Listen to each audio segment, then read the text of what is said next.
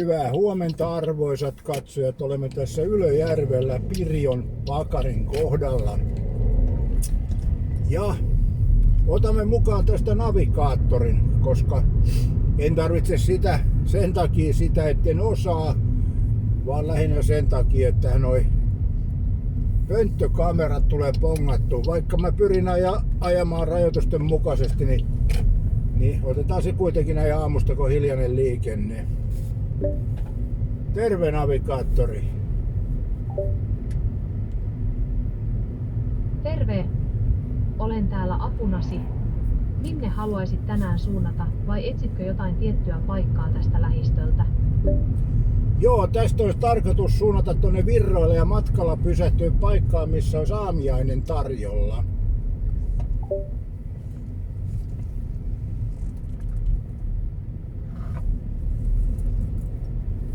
Tässä 2 suosittua aamiaispaikkaa matkallasi kohti Virtoja. Ensimmäinen on Vanha Räikkä täällä Ylöjärvellä, jossa tarjoillaan arkiaamuisin kello 8-10 tuoretta, itse tehtyä aamiaista hienossa miljöössä. Toinen erinomainen vaihtoehto on Kitusen kievari perillä Virroilla, josta saa monipuolisen noutopöytäaamiaisen arkisin jo 6:30 alkaen. Haluaisitko lähteä jompaan kumpaan näistä vai etsitäänkö vielä muita vaihtoehtoja? Juuri ja mä kerroin, mä haluan tästä matkalta enkä periltä.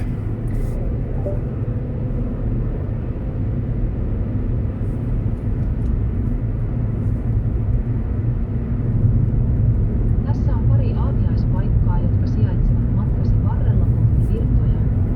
Ensimmäisenä on Juustoportti Ylöjärvi, joka on vain 650 metrin kokkauksen päässä ja tarjoaa monipuolisen aamiaisen. Toisena vaihtoehtona on Rönnin tupa, joka sijaitsee Kyrönlahdessa ja tarjoaa kotoisan aamupalan matkan varrella. Haluaisitko lähteä jompaan kumpaan näistä vai katsotaanko vielä muita vaihtoehtoja? Kumpikaan ei ole tässä matkan varrella ja 7 pitäisi auki olla aamiaispaikka.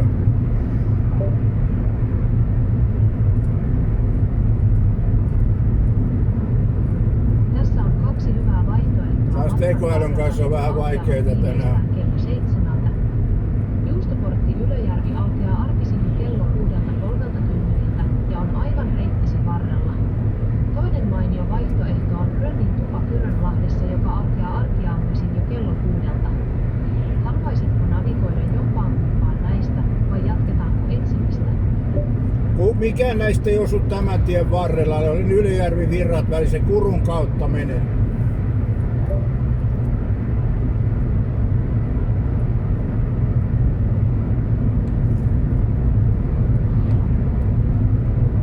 Ymmärrän, reitti Kurun kautta on hieman eri suuntaan. Tässä on 2 vaihtoehtoa, jotka osuvat matkallesi ja aukeavat viimeistään 7. Juustoportti Ylöjärvi on heti matkan alussa ja aukeaa 6:30. Toinen vaihtoehto on Rönnin tupa, joka sijaitsee Kyrönlahdessa ja aukeaa jo 6. Haluaisitko lähteä jompaan kumpaan näistä vai etsitäänkö vielä muuta?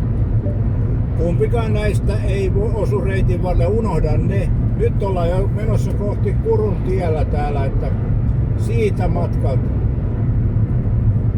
Itse kun tästä hammusta saa kanssa riidellä, että tekoälykään. Pahoittelut sekaannuksesta, nyt ollaan oikealla tiellä. Tämän Kurun kautta kulkevan reitin varrella on Kitusen kievari Virroilla, joka on auki jo 6 aamulla. Se tarjoaa hyvän aamiaisvaihtoehdon juuri ennen perille saapumista. Haluaisitko navigoida sinne vai etsitäänkö vielä jotain muuta matkan varrella? Kitusen kievari ei ole matkan varrella, vaan nimenomaan tän Kuruntien varressa ennen Virtoja.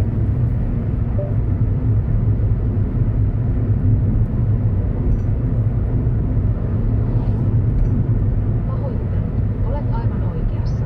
Kurun tien varrella on Kuru Cafe, joka sijaitsee nimenomaan matkasi varrella ja aukeaa arkisin kello 7. Se näyttää olevan reittisi paras ja ainoa aamiaisvaihtoehto ennen Virtoja, joka on auki noin aikaisin. Haluaisitko navigoida sinne? Ei. Katoppa Vaskivedeltä, onhan sielläkin 7 aamupala tarjolla.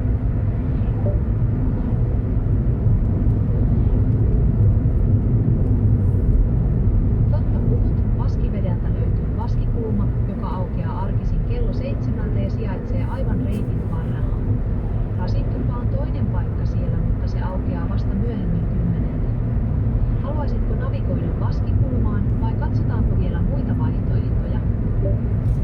Mennään tuohon Vaskikulmaan aamiaiselle, kun se aukeaa 7 ja osuu matkan varrelle.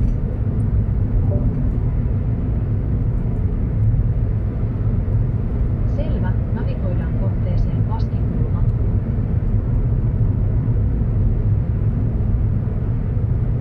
Mielenkiintoinen tämä navigaattori, se ehdottaa aina ihan jotain muuta kuin sitä mitä haetaan. Ei tää vielä oikein täydellisesti pelaa.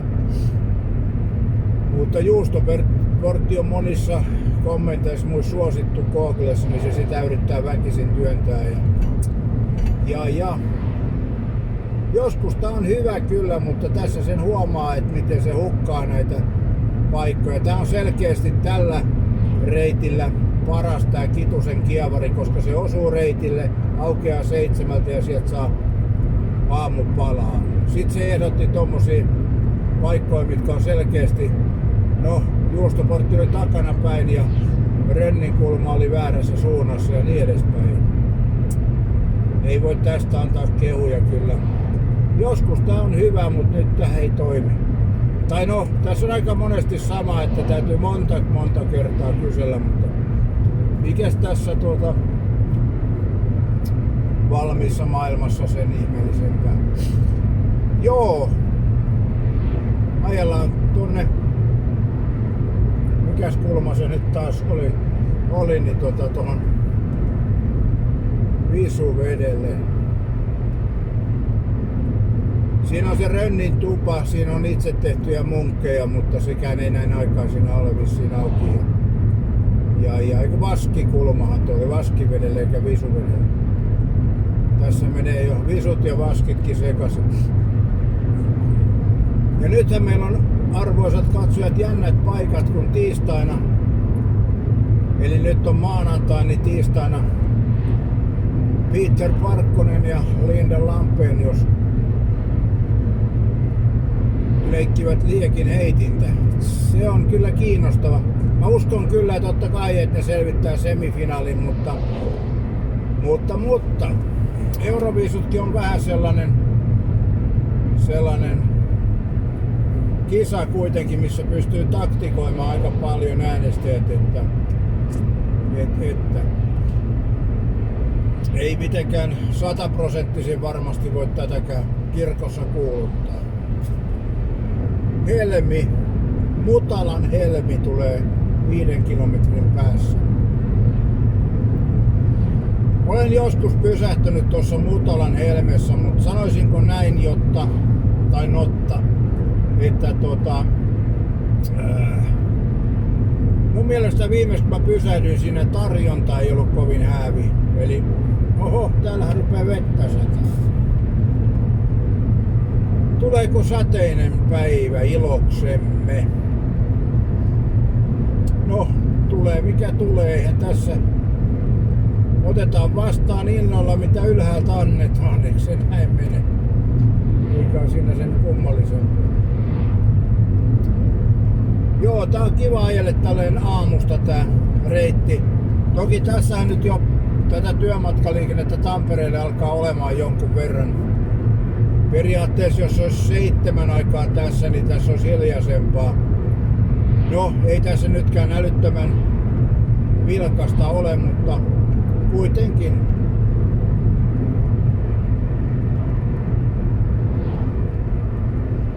Vaskikulmaan olisi matkaa 61 kilometriä ja navigaattori antaisi 45 minuuttia aikaa siihen. No, tässähän on hyvä sitten näitä maisemia ihailla ja kerron missä kohti ollaan. Eli tosta pääsee Mutalaan ja Sorvajärvelle. Onkohan siellä Sorvankylän tolkuton mullikka tuolla Sorvajärvellä? Vai onko se Nokian Sorvankylässä? Huomaatteko muuten kello on nyt mitä se nyt on? 6.42. Ja juttujen taso on jo tätä luokkaa. Ja toki ei päivän aikana tule nousemaan, sehän te tiedätte jo entuudestaan, että se on turvallinen kanava täällä. Täällä ei vitsien taso tule nousee eikä kanavan taso, että voi turvallisesti olla täällä.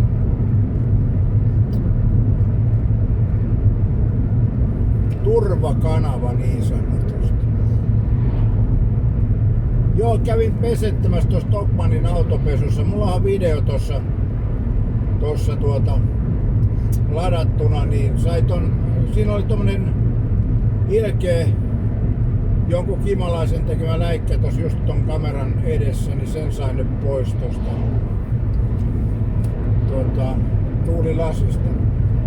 Ja hei arvoisat katsojat, muistakaahan tilata kanavan jäsenyys ja Supersatti on myöskin käynnissä, niin näitten ajeluvideot lisääntyy sitten. Onhan näitä nyt jo tullut jonkun verran, mutta tässä kesään kun mennään, niin ajeluvideoiden määrä lisääntyy, mikä jäsenmäärä, jos jäsenmäärä lisääntyy. Et se on ihan suorassa suhteessa.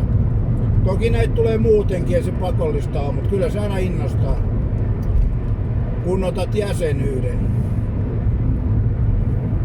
Vaikka toki tällä kanavallahan siitä ei ole mitään iloa, että ei mitään etuja siitä ei saa ja maine menee.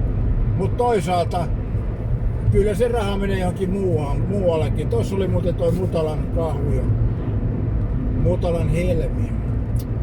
Ja Kuruun olisi 26 kilometriä tästä.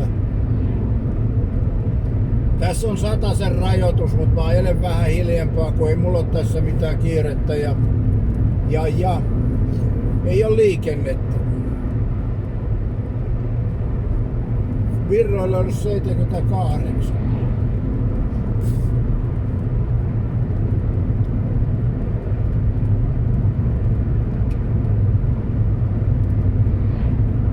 Tässä on tie hieman muhkurainen.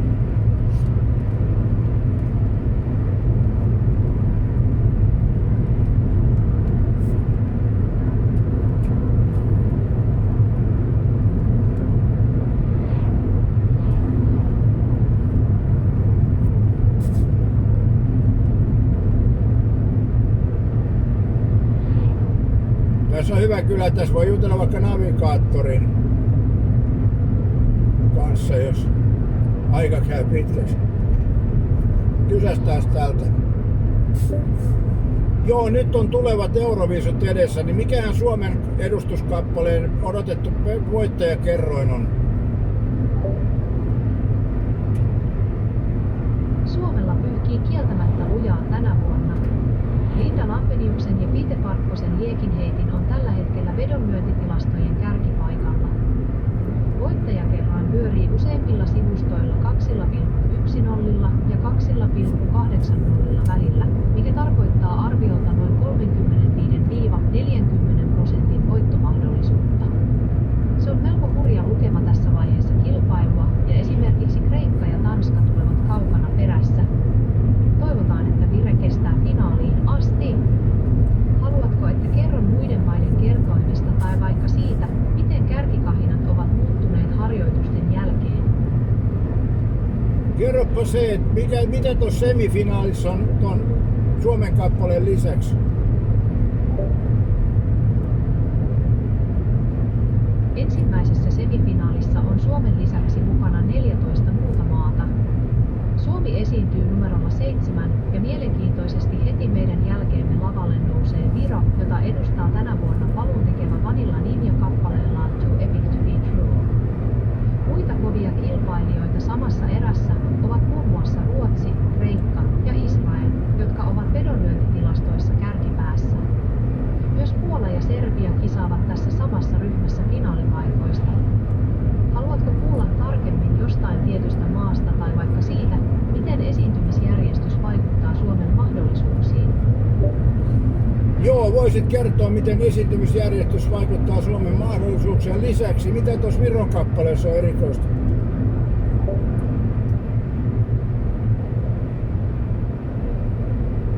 Esiintymisjärjestyksellä on perinteisesti iso merkitys, ja Suomen paikka numerona 7 on itse asiassa aika mainio. Se on tarpeeksi kaukana alun jännityksestä, mutta silti tarpeeksi aikaisin, jotta liekinheittimen kaltainen energinen show jää mieleen ennen äänestyksen alkua.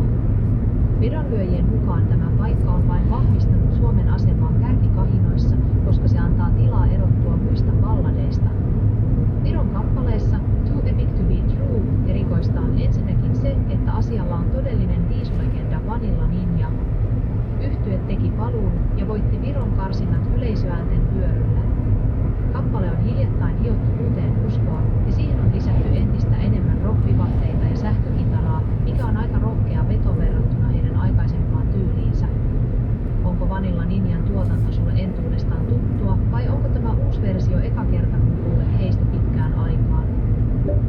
En ole ikinä kuullut Viron kappaleesta. Mikäs tän Viron kappaleen pelaajaprosentti on? Viron edustuskappale on nimeltään Too Epic to Be True ja sen esittää tosiaan Vanilla Ninja. Se on tyyliltään sellaista energistä ja tarttuvaa poppia, jossa on kuitenkin vahva rock-vaiva mukana, vähän sellaista vanhan koulun tyttövänimeininkiä modernilla otteella. Erikoista tässä on se, että bändihän on todellinen konkari. He edustivat Sveitsiä jo vuonna 2005 kappaleella Cool Vibes ja sijoittuivat silloin upeasti 8. Nyt he tekevät paluun viisulavalle yli 20 vuoden jälkeen, mutta tällä kertaa oman kotimaansa väreissä. Se on herättänyt fanien keskuudessa aika paljon nostalgiaa ja innostusta.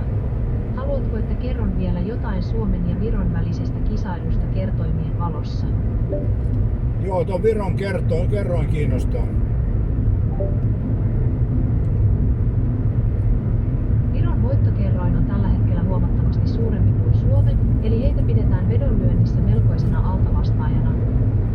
Useimmilla sivustoilla Viron kerroin pyörii 300 ja 500 välillä, ja heidän voittomahdollisuudekseen arvioidaan tällä hetkellä alle prosentti. Vaikka Vanilla Ninja onkin nimekäs paluun tekijä, he ovat vedonlyöntitilastoissa sijoilla 30–35. Tämä on aika kova kontrasti Suomen kärkipaikkaan nähden, mutta toisaalta viisut yllättävät aina. Sijoitus voi hyvinkin nousta, jos heidän esityksensä onnistuu nappiin livenä. Kiinnostaako sua tietää, ketkä muut siellä häntäpäässä ovat Viron seurana, vai puhutaanko lisää tuosta Suomen ja Viron välisestä asetelmasta? En mä tiedä, eiköhän tässä tullut kaikki tarpeellinen. Jatketaan juttua tuossa kurun jälkeen. Selvä juttu. Pidetään tauko ja palataan asiaan, kun olet ohittanut kurun. Keskityhän tiehen ja turvallista matkaa sinne asti.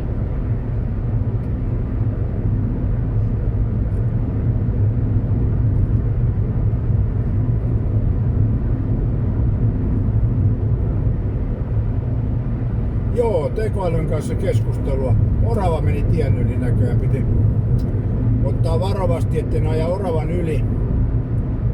Eli luontoeläimiä ei huvikseen kyllä yliajella. Joskus on tiukat paikat ollut, kun ei ole ehtinyt jarruttaa eikä päässyt väistämään, mutta aika vähän olen ajanut luonnon eläimiä, ainakin tietoisesti, että olisin nähnyt niin päälle. Joskus on, kun on ajanut joku kopsahdus on kuulunut, mutta se on saattanut olla oksa tai kivi tai joku muukin, vaikea sanoa. Ja sitten joskus on ollut tossa joo, yksi päivä just, no niin, siinä oli musta korppi. Niin, tossa yksi päivä kun ajoin, niin kuului semmonen kova kopsahdus autossa ja tuntui, kun olisi katolle pudonnut jotain, mutta katolla ei kuitenkaan ollut mitään. Ja sitten katsoin tuosta edestä, niin siinä oli linnun sulkija, eli tuohon eteen oli jostain tullut lintu, mutta en mä kyllä nähnyt mistään lentäen sitä lintua, että se on tullut tuolta sivusta sitten viime hetkellä.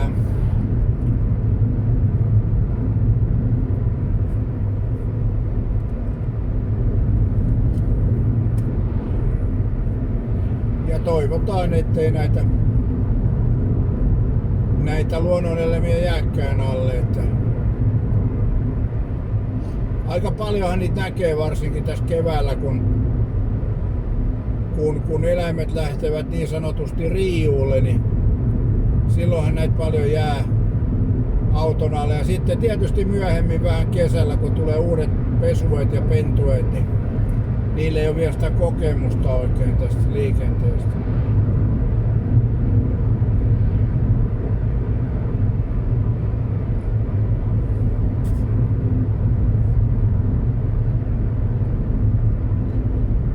Minun täytyy hieman kääntää tuota kameraa kyllä alemmaksi, se on hieman yläviistoon, mutta ajaessa en tee tämmöisiä toimenpiteitä. Eli tehdään sitten, kun on vaskikulmalla pysähdytty. 34 minuuttia on vielä vaskikulmaa.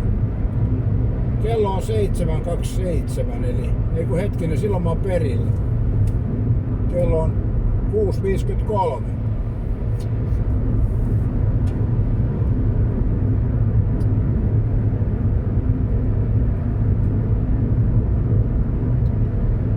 60 kurvi.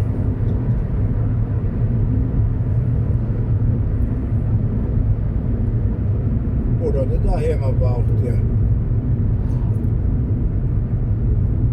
Tosiaan vastaan tulevaa liikennettä on jonkun verran, mutta tähän suuntaan on aika vähän. Yksi tuolla tulee kauempana takana, mutta eiköhän se sieltä tuu sit ja ohita, kun sen aika on.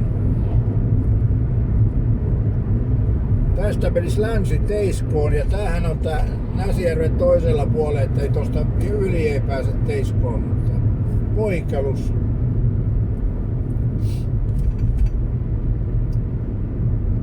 Poikeluksen kylä. Eihän tässäkään taida muuta kuin olla jotain taloja ja tietysti joku kylätalo tässä voi olla, en tiedä kyllä. Kuruu 12 kilometriä. Kyllä se äkkiä tää matka tässä taittuu, tälleen hyvä keli ja mukava tässä ajella. Tosiaan navigaattori on lähinnä sen takia. Se ei ole kyllä ilmoittanut vielä kertaakaan mistään tolppakamerasta, että ei niitä taida tässä matkalla olla paljon. Jotenkin minulla on semmoinen mielikuva, että niitä olisi joskus ollut tässä vähän enempikin, mutta se voi olla, että se on vaan väärää muistoa, en tiedä. Mut joo, totta, nytkin ajan tässä 60 eli nopeusrajoitusten mukaisesti, eikä kiire mihinkään. Nuorena kun sitä ajaa autolla, niin sit on aina niin kiire, että pitää olla aina kauhea vauhti ja kiire ja ohittaa ja muuta. Ja ei siinä kyllä mitään oikeastaan voita. Enemmän siinä hävittävää on kuin voitettavaa. Tässä huomaa, että täytyy tää auton lasi sisäpuolelta pestä talven jäljiltä.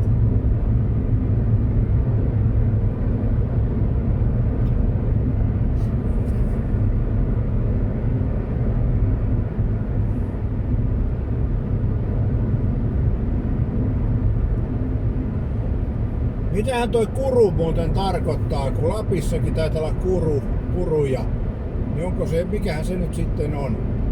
Tässähän on joku semmonen kalliojuttu ja täällä on näitä juoksuhautojakin jossain piilossa. Eli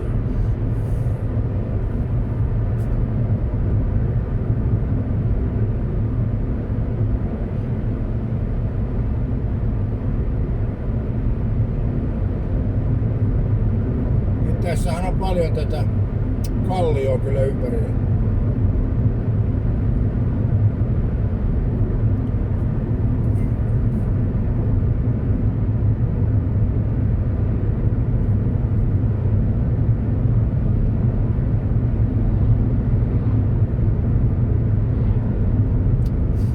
Seuraava video mä varmaan otan tänään Alavukselta, kun mä tän on ottanut. Että tuossa matkalla on periaatteessa aika vähän mitään katsottavaa. Eihän tässäkään niin kuin ennen kurua oikeastaan mitään. Sitten on kuru ja sitten on taas tämmöistä mettää ja sitten tulee toi vaskivesi. Eli siinähän nämä paikat melkein nähtävyydet on. Tossa oli poikkelus äsken, mutta se oli siinä se poikkelus.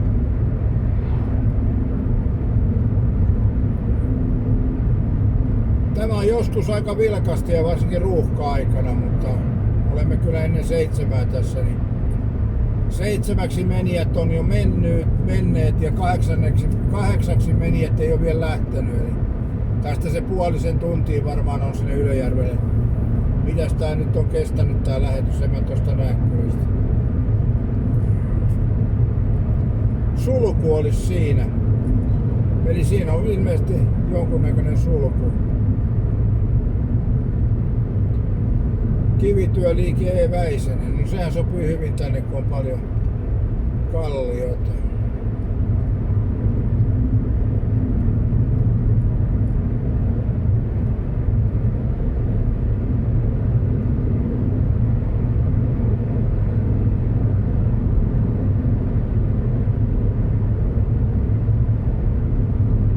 Hieman tuossa Tampereella meinas vettä rupeaa ripsottaa ja Tässäkin matkalla hieman sitä on ollut ilmassa, mutta ei ole nyt tarkannut sille kunnolla. 60 rajoitus.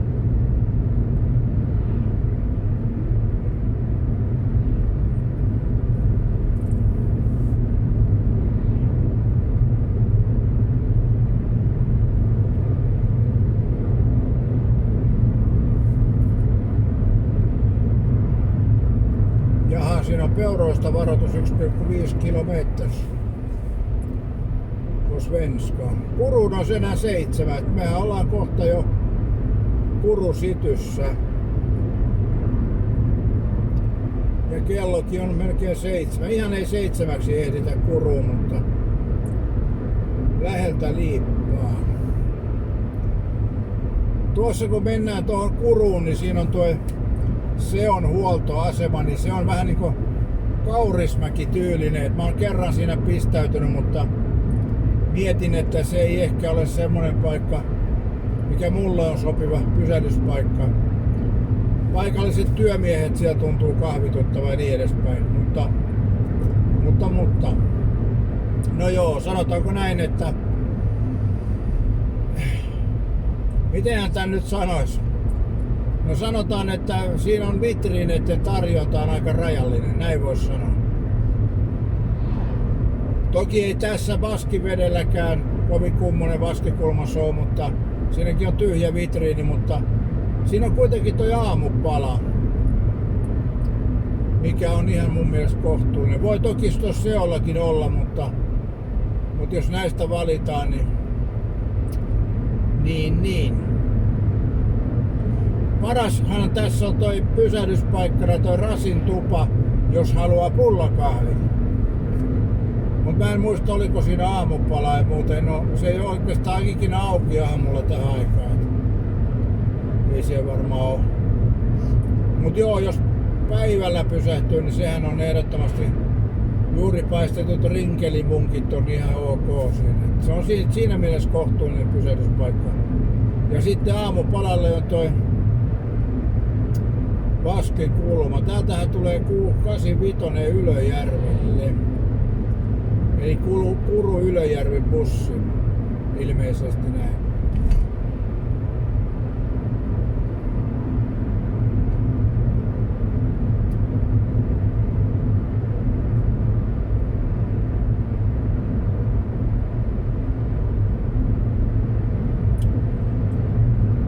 Pappilan kylä.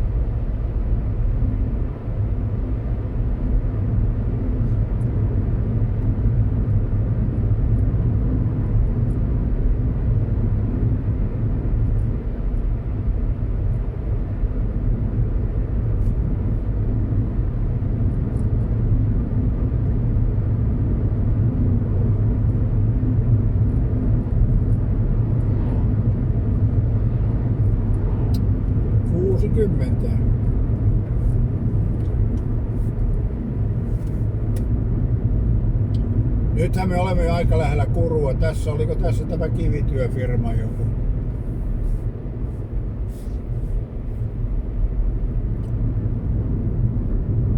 No, siinä on hieman teollisuusaluetta. Kova kivi, joo, kyllä. Kova kivi on kova kuin kivi. Yleensä kun mä ajelen näitä reittiä, mä ryhmitytän tän ajelun sillä tavalla, että mulla on pysähdykset, että voi jotain kahvia jotain siinä ja vessas käyminen ja niin edespäin. Ja lounas, eli tämän päivän lounas on nyt sitten vielä hakusessa. Hiljentäis vähän vauhtia. Tuossa on muuten Kurun hautausmaa ja hiljennetään vauhti 50. Joskushan tässä on tutkaa ollut, mutta en tiedä onko poliisit herännyt näin aikaisin. Sehän riippuu, että onko määrärahoja vai onko se vähissä, että pitääkö saada sakko annettua. Joo, tässä on tää SEO. SEO ja ei sekään näytä auki olevan aamusta näin. Eikö on siellä ukot tupakalla, joo. Eli 2098 pensaa on tässä Kurun SEOlla. Mut joo, se on semmonen nostalginen se baari, että lähinnä tämmönen Kaurismäki-tyylinen. Jotkuhan tykkää näistäkin. Ja eihän siinä ihmetyttäisikö sinne menis vaikka siellä pellonpää istus pöydässä. Istunut 20 vuotta siellä kahvikupin ääressä. Ei sitä voi tietää. Ilmoitus 7. kansallispuisto ja Tampereen seudun ammattiosasto. Tuosta menee virtojen kun tuon Kurun keskustaan ja vasemmalle on Parkano. Mulla on video, missä mä oon ajanut ton keskustaankin muutamakin video, et eipä siinä ole pari kauppaa ja baaria. Ja virastotalo tai joku mikä se nyt on. Perässä oleva autokin hyytyi tonne, jäi Kuruun. Siinä on apteekki, Kurun apteekki. Oikealle menisi Ruovedelle ja suoraan Virroille. Nämä on ihan hyvät nämä hyndät tässä, kun nämä ei ole liian terävät, mutta kuitenkin sellaiset, että hieman joutuu hidastamaan, niin se on ihan hyvä, kun tässä on 50 rajoitus, niin siinä helposti niin kuin posottaa. Kurun terveysasema on tuolla oikealla. Kurussahan on myöskin kuntosalo Ylöjärvi, missä pääsee 3 eurolla reenailemaan, kun netistä ostaa varauksen. Ruovedelle olisi 23 ja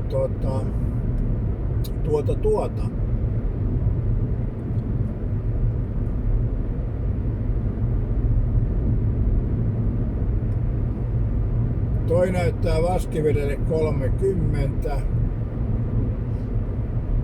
ja tää navigaattori 31. Niin, se on kilometrin päässä siitä, missä on tää Rasin tupa, mikä on siinä Vaskiveden ihan keskustassa.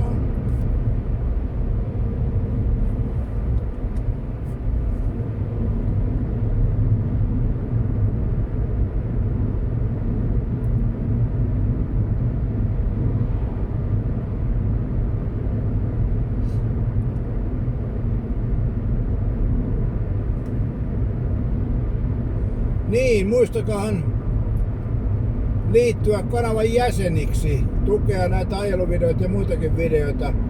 Lisäksi, jos ei halua sitoutua jäsenyyteen, voi Supersatissa myöskin laittaa jonkinnäköisen panostuksen. Nämä on hyvin suotavia ja olen niistä kiitollinen, koska ne edesauttavat tekemään näitä videoita.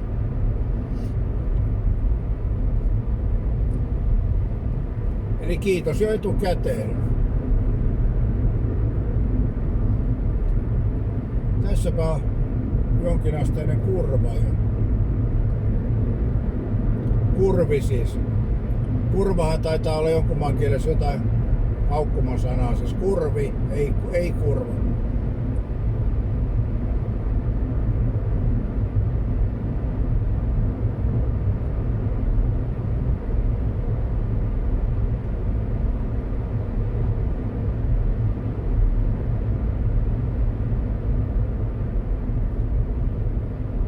Mä muistan joskus lapsena, kun tuli niitä variksen poikasia haettua. Meillähän oli useampana vuonna oli lemmikkivaris. Joskus oli 2kin. Kaikki varikset kyllä ei ollut oikein hyvin oppivaisia ja viisaat. Jotkut oli sitten taas ihan, voisi sanoa melkein koiran tasolla. Ei toki aivan, kyllähän toi varis on aina hieman villi, vaikka se kesynäkin on, niin kyllä se luonto vetää lauman pariin. Lauman vietti on niin kova, että vaikka se kasvattaa poikasesta pitäen sen variksen, se vietti on kuitenkin niin kova, että se haluaa hakeutua sinne varisparveen. Mutta selkeästi on sitten, meillä oli se yksi varis, minkä nimi oli Viljo, niin se oli kyllä, se oli kyllä älykäs varis ja niin edespäin. Ja se oli useammana vuotena, että välissä lähti sitten syksyllä liikenteeseen kesän jälkeen ja sitten se tuli jossain vaiheessa takaisin keväällä, mutta ei se kauan. Kävi hakemaan niitä kauraryynimössöjä, mitä mä tein sille ruoaksi ja muuta tällaista. Ja sitten taas kun kevät eteni, niin se lähti riiustamaan ja ei sitä sen jälkeen sitten muistaakseni enää näkynyt. Pari vuotta se siinä lehahteli. Eka vuosi meni siinä ihan kasvaessa ja toisena vuonna se oli jo riiustamassa varmaan. Luulisin näin, kun se keväällä haihtuu. Mutta ajatuksena tässä oli se, että näihin aikoihin suurin piirtein toukokuun alussa piti jo etsiä niitä variksen pesiä. Koska se aika, kun ne variksenpoikaset hyppäävät pesästä, niin se on hyvin lyhyt. Ne oppii nopeasti kyllä lentämään, mutta ensimmäiset kerrat kun ne hyppää, niin ne saa juoksemalla kiinni. Eli ei nyt toki aina. Jotkuhan oli sen verran hyvissä voimissa, kun ne hyppäsi, että ei niitä saanut. Sitten oli semmosia, mitkä tuli haettua sieltä pesästä kiipeämällä. Kun joskus oli silläkin tavalla. Et kun huomasi milloin se pesä oli tullut tonne puuhun ja sit emot ruokki poikasi ja sit alkoi se rääkyminen kuulua, niin siitä joku aikaa eteenpäin, niin sit käytiin noutaan niitä variksia. Niitä oli useimmissa perheessä näitä variksia, mutta enhän mä tietenkään muista kuin ne omat varikset suurin piirtein. Ja joskushan oli semmonenkin juttu, että 2 varista oli eri pesueista ja ne oli niinku kesytettävänä semmosessa häkissä, niin se oli käynyt se toinen varis teilaamassa sen toisen. Tai sitten joku ilkeä ihminen. Toki voihan se olla niinkin, että kun se oli ulkona se häkki, että siinä on joku tämmönen luonnon eläin käynyt siinä yrittämässä niitä, niin se on kuollut sitten vaikka sydänkohtaukseen. Jotkut linnuillehan käy niin, että jos ne joutuu liian stressaavaan tilaseen, niin ne on niin sanottu koivetoikosena. Voisi olla näinkin, vaikea sanoa. Mä itse epäilen ehkä, että se toinen varis oli teilannut ja vaihtoehto 2, että joku ilkeä ihminen oli teilannut, mutta toki on siinä vielä se kolmaskin vaihtoehto, eli stressaantunut. Mä muistan, mulla oli joskus tommosia aavikkohyppyrottia lemmikkinä ja ne oli ulkona häkissä. Ja sit siinä oli tommosesta kookospähkinästä. Mä olin kaivertanut niille kopin näille aavikkohyppyrotille, eli ne pesivät tuossa kookospähkinä pesässä. Ja niin kauan meni hyvin, kunnes niille tuli poikasia. Ja alussa siinäkin meni ihan hyvin, mutta sit kävi sillä tavalla, kun oli kesäinen päivä, lämmin yö, niin mä ajattelin, että mä vien siihen kuistille ne aavikkohyppyrotat kuistille, että ne saavat vähän raitista ilmaa yön aikana. Ja vein sen tosiaan sinne ulos sen häkin. Ja sitten seuraavana päivänä, kun tuli sinne häkin luokse, niin poikasi ei näkynyt missään. Eli näkyy vaan nämä emot. Ja missään ei ole mitään jälkiä, että mikä olisi häkissä käynyt tai muuta. Mutta sen verran merkkejä oli, että nämä aavikkohyppyrotat oli syöneet omat poikasensa. Eli ilmeisesti siinä on käynyt joku petoeläin ja ne on niin paljon stressaatunut, että on syönyt omat poikasensa. Eli varmaan joku luontainen suojelukeino, kun petoeläin lähellä, niin turvataan oma pentu syömällä se. Et kai siitä jotain oppi, mutta en olisi tämmöistä kyllä tiennyt. Siihen aikaan ei ollut tätä internettiä, että sieltähän olisi voinut tämänkin etukäteen selvittää. Ai niin, kysytään tekoälyltä. Missä tapauksissa voi käydä niin, että aavikkohyppyröitä syö omat poikasensa? Se on kieltämättä karua kuultavaa, mutta luonnossa tällainen käytös, eli tässä tapauksessa aavikkoeläinten harjoittama poikasten syöminen, johtuu yleensä puhtaasti selviytymisvaistoista. Tyypillisin syy on kova stressi tai resurssipula, eli jos ravintoa ja vettä on liian vähän, emo saattaa päätyä tähän varmistaakseen oman selviytymisensä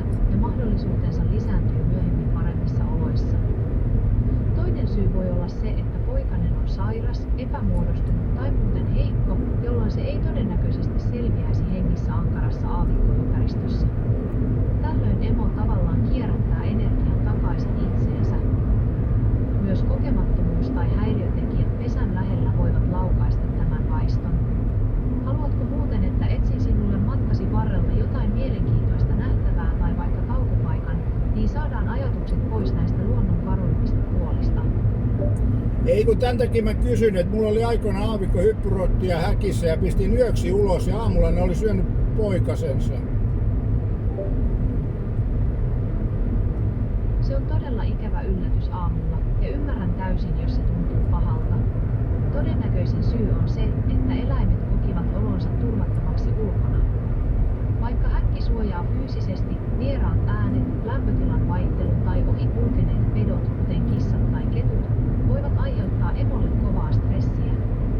Kun emo pelästyy tai kokee, ettei pesä ole turvallinen paikka poikasille, se saattaa valitettavasti reagoida juuri noin suojellakseen resurssejaan tai siivoamalla pesän. Haluatko, että etsin sinulle matkan varrelta jonkin mielenkiintoisen paikan, jossa voit levähtää ja saada muuta ajateltavaa?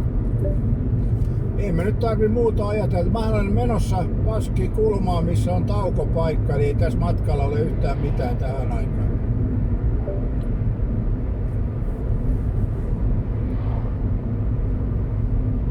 Kyllä täältä muutama paikka löytyy, jotka ovat auki. Ensimmäisenä on Seo Vaskivesi, joka on aivan reittisi varrella ja avoinna ympäri vuorokauden. Toinen vaihtoehto on Seo Kuru, johon on noin 10 kilometrin matka nykyisestä sijainnistasi. Haluatko, että lisään Seo Vaskiveden pysähdykseksi reitillesi vai katsotaanko vielä muita vaihtoehtoja? Minkä takia mä siinä pysähdyin, kun siitä Vaskivedeltä on vaan kilometri tuohon Vaskikulmaan?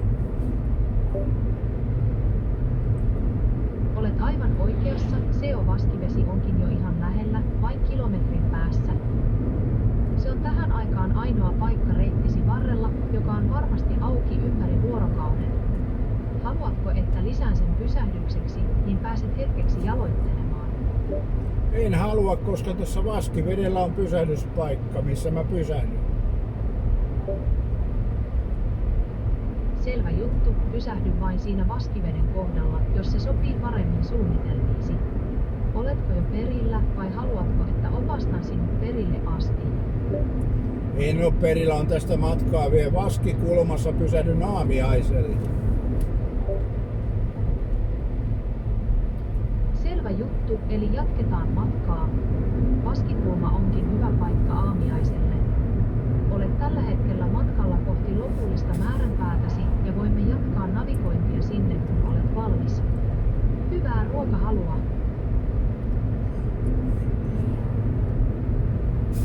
Mikäs tämän aamiaisen hinta on tässä Vaskikulmassa?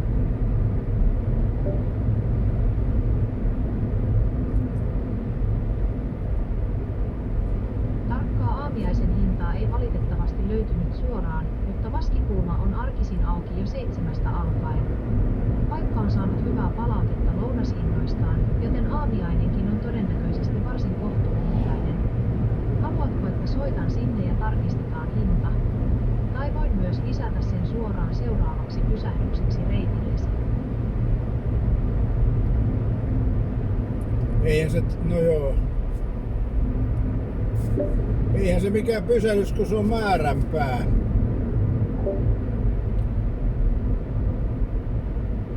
Aivan, pahoittelut sekaannuksesta. Vaskikulma on tosiaan asetettu navigoinnissasi määränpääksi. Olet perillä arviolta kello 7.29, eli noin 12 minuutin kuluttua. Matkaa on vielä 16 kilometriä.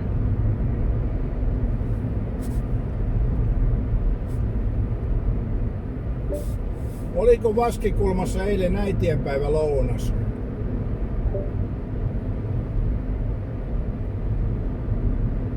Vaskikulmassa eli entisessä Kitusen Kievarissa on tosiaan ollut äitienpäivälounas tarjolla aiemminkin, ja tälle vuodelle 2026 äitienpäivää juhlitaan sunnuntaina 10. toukokuuta. Koska olet juuri matkalla sinne, voit kysyä paikan päällä tarkemmin tästä tai muista tulevista tapahtumista. Olet perillä noin 10 minuutin kuluttua.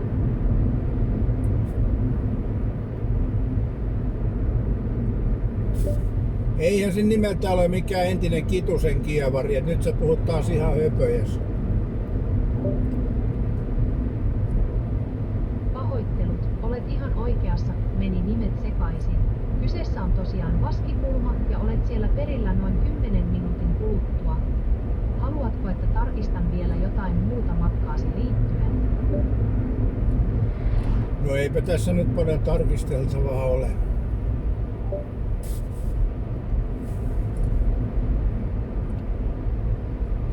Joo, tässä saatte vähän tuntumaan tähän navigaattoriin, että vaikka se on toisaalta ihan hyvä, mutta kyllä se sekoittaa noita asioita ja niin edespäin. Eli ei se ole vielä niin kuin ihan priimaa.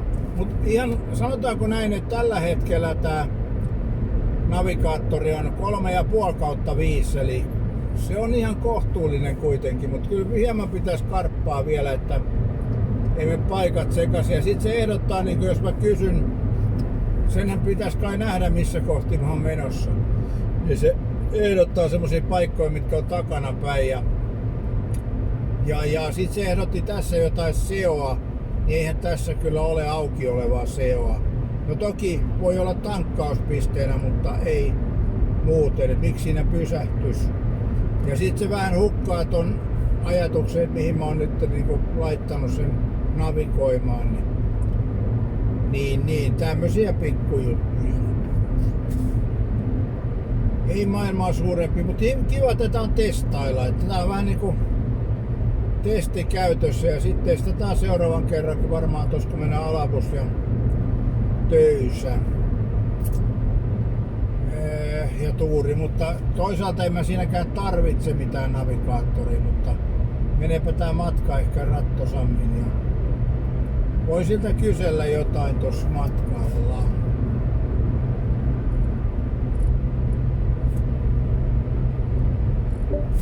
Onko tämä Vaskivesi entinen kunta? Vaskivesi on kyllä tunnettu kyllä Viroilla, mutta se ei ole koskaan ollut oma itsenäinen kuntansa. Se on aina kuulunut Virtain kaupunkiin, vaikka se onkin varsin vireä ja historiallinen paikka siellä Näsijärven reitin varrella. Haluatko tietää jotain muuta tästä alueesta vai keskitytäänkö matkantekoon? Miksi se on historiallinen? Vaskivesi on historiallisesti merkittävä erityisesti sijaintinsa vuoksi. Se on vanha risteyskohta, jossa vesireitit ja maantiet kohtaavat, ja se on toiminut tärkeänä kauppapaikkana ja liikenteen solmukohtana jo vuosisatoja. Alueella on myös vahva perinnekulttuuri, ja sieltä löytyy muun muassa vanhoja koskimiljöitä ja historiallisia rakennuksia, jotka kertovat entisajan elämästä ja puutavaranhuitosta. Oletko muuten kiinnostunut kuulemaan jostain tietystä nähtävyydestä siellä päin, kun kerran olet liikkeellä? No kerropa ne nähtävyydet, vaikka ei niihin oli menossakaan, niin on se kiva tietää. Eikö vain? Se on sellainen paikka, jossa historian kerrokset näkyvät ihan luonnostaan. Muuten, ajat tällä hetkellä kohti Vaskiveden pohjoispuolta, joten jos haluat jossain kohtaa pysähtyä jaloittelemaan, sieltä löytyy esimerkiksi hieno vanha puusilta ja tunnelmallinen kyläkauppa ihan reitin varrelta. Haluatko, että etsin sinulle jonkun kivan taukopaikan sieltä suunnalta? No en halua mitään taukopaikkaa, kun minun on navigoitu jo taukopaikkaan. Älä jankkaa samaa. Selvä homma, pahoittelut jankkaamisesta. Pidetään navigointi ennallaan ja mennään suunnitelman mukaan. Ilmoita vain, jos tarvitset myöhemmin apua jonkin muun kanssa. Sinun piti kertoa Vaskiveden nähtävyydet, että aika vaatimatonta oli tarjonta.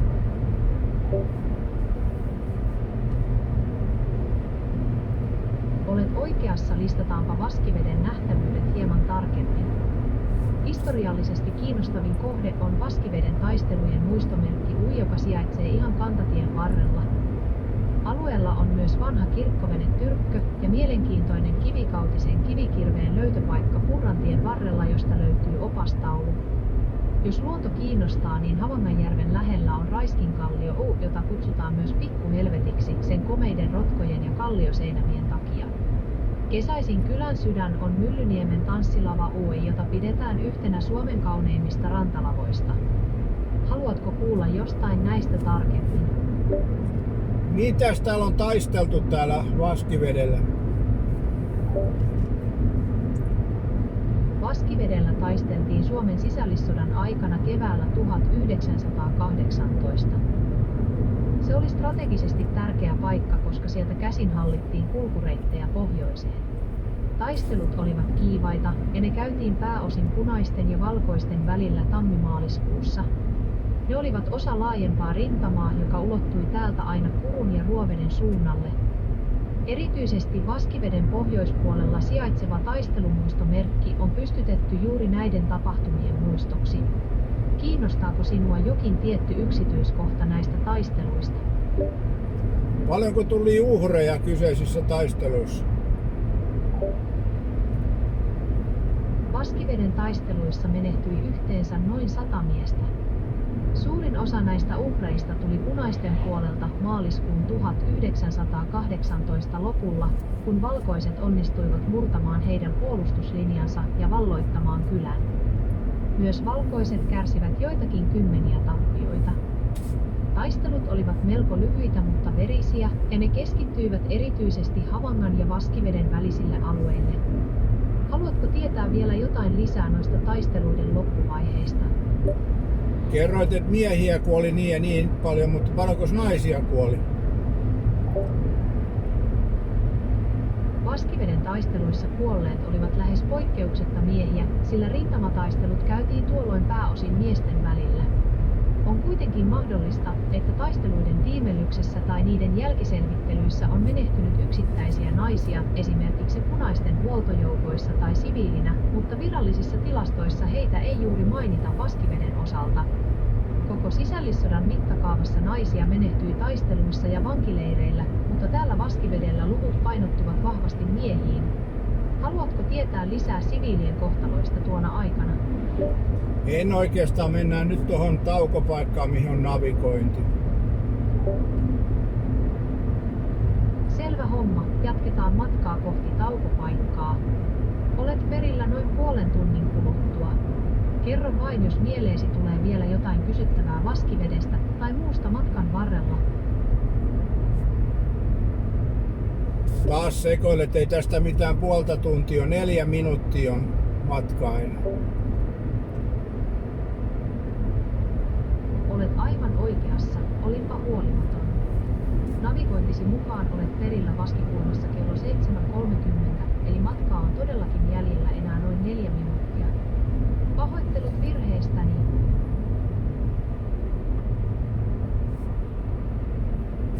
Selkeästi sekoitat Vaskikulman ja Kitusen kievarin. Voisitko päivittää tietos?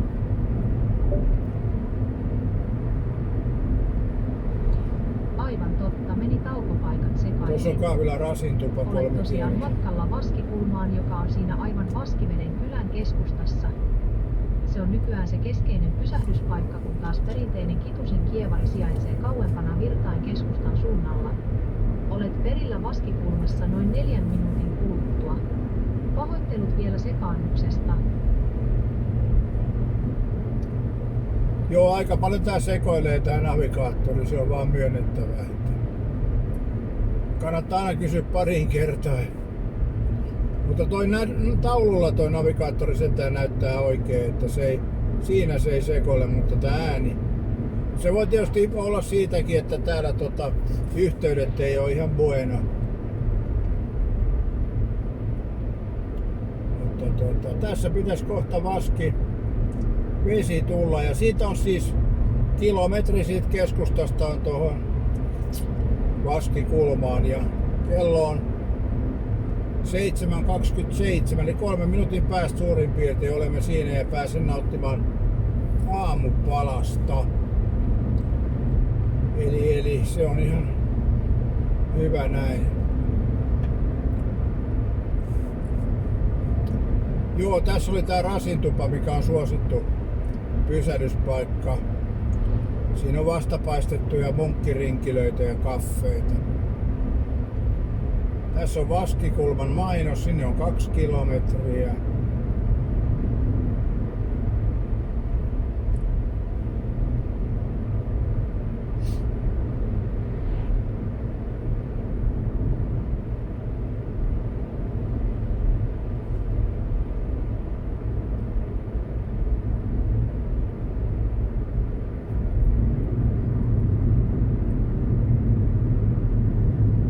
Vituttaako lukee tossa? Monille jää varmaan se kahva siitä edestä pois. No joo, vaskivesi. Tosiaan muistakaa liittyä kanavan jäseneksi, ja jos se tuntuu liian ahdistavalta, niin Supersatissa voi myöskin tukea kanavaa. Kiitos tästä. Vaskiveden keskusta. Mennään tästä tietä pitkin. Mä en tiedä, onko tässä sitten joku tiiviimpikin keskusta, mutta. Niin, tähän sanotaan, kun mä kysyin vaskikulmaa tältä navigaattorilta, niin sehän on se on yhteydessä, eli navigaattori nyt sekoili siinä sitten taas. Eli se kahvipaikkahan siinä on nimenomaan tää vaskikulma, ei se on. Se on myy bensaa ja siinä on vissiin joku huolto. Vaskiveden koulu on siinä. Mut tuolla toi näkyy. 500 metrin päästä käänny oikealle.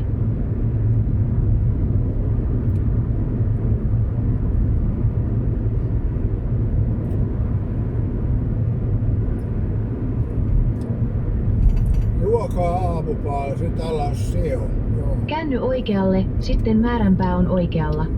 Täällä on kallista seolla bensaa 2128. Tuli 2090 tankattua. Määränpääsi on oikealla. S'il vous plaît.